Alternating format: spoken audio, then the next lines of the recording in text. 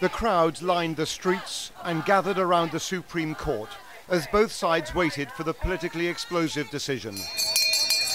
The most controversial ruling since the justices gave George Bush the presidency over Al Gore 12 years ago. The health that works for you.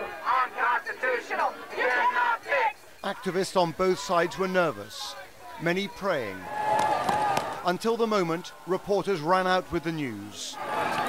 The American networks breathlessly calling this the decision of the century. This time the court gave victory to the Democrats. President Obama's healthcare reform was ruled constitutional. USA! USA! And health insurance will now cover tens of millions of Americans otherwise excluded.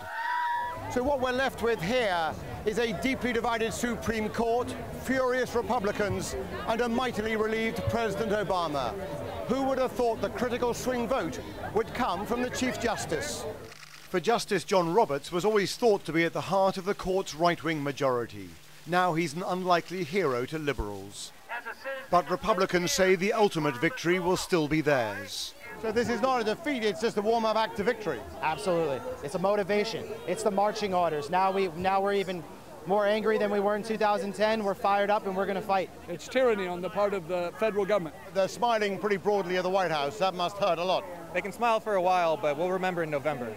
And yes, instantly it's been catapulted into the political arena. That here in America, in the wealthiest nation on earth, no illness or accident should lead to any family's financial ruin. The Republican presidential candidate promises to repeal the law. What the court did not do on its last day in session, I will do on my first day if elected president of the United States.